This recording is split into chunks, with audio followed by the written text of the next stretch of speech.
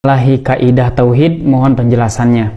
Mungkin teman-teman belum ngeh ya, kenapa kalangan Ahlus Sunnah wal Jamaah sangat menentang tiga atau trilogi tauhid yang diaransemen oleh Ibnu Taimiyah abad ke-7, dan ini sempat mati suri yang kemudian dibangkitkan kembali brand trilogi tauhid ini oleh Muhammad bin Abdul Wahab pada abad ke-13 dan diikuti oleh pengikutnya dari kalangan Salafi Wahabi. Apa trilogi tauhid itu? Rububiyah, uluhiyah, asma wa sifat. Di mana kesalahan pembagian trilogi tauhid?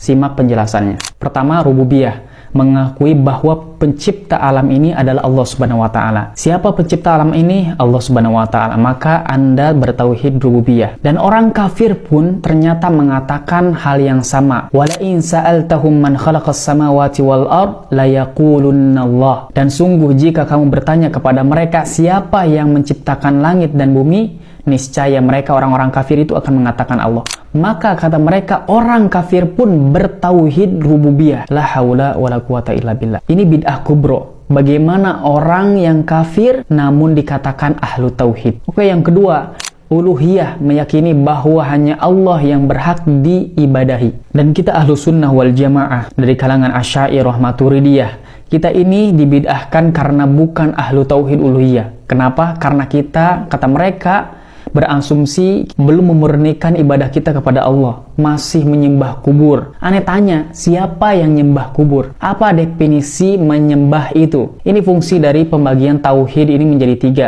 Kemudian yang ketiga, asma wa sifat, meyakini sifat Allah Subhanahu wa taala yang ada dalam Al-Qur'an dan yang ada dalam hadis. Dan kita aswaja, kalangan Asy'ariyah Maturidiyah, juga tidak dikatakan ahlul tauhid asma wa sifat karena kita itu mu'attil. Apa itu mu'attil? Mu'attil itu menafikan, yaitu tidak mengakui bahwa ainullah, yadullah, kemudian wajhullah, tangan Allah, mata Allah, muka Allah. Kata mereka kita itu membatasi sifat Allah hanya kepada sifat 20, sisanya dinafikan. Nah, ini bid'ah lagi dan tuduhan yang keji. Ketika kita mengatakan sifat Allah itu 20, apakah saya membatasi dengan sifat-sifat yang lain? Contoh, kalau saya katakan HP iPhone itu adalah HP yang paling bagus, apakah saya berarti menafikan atau mentiadakan HP selain iPhone? Mentiadakan Samsung, mentiadakan Oppo, mentiadakan Xiaomi? Tentu tidak.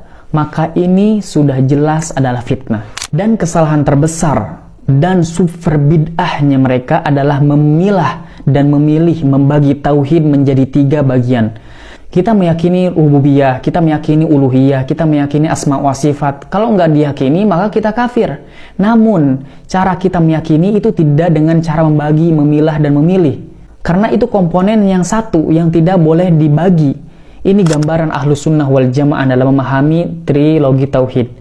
Dan ini Ahlul Bid'ah dalam memahami trilogi tauhid. Contoh sederhana, rukun Islam itu ada 5, syahadat, sholat, puasa, zakat, haji bagi yang mampu.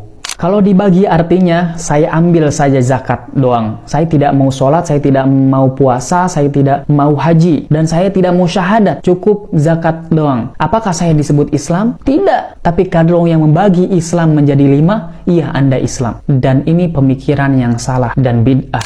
Apakah mungkin ada Islam setengah? Apakah mungkin ada kafir 2/3? Kafir ya kafir, Islam ya Islam. Dan tidak ada ijtihad dalam masalah akidah, karena akidah adalah bab tauhid, artinya mengesahkan Allah, dan ini masalah usul yang tidak boleh ada perbedaan pendapat di dalamnya. Sekali berbeda maka meleset. Berbeda seperti masalah furu' dalam fikih.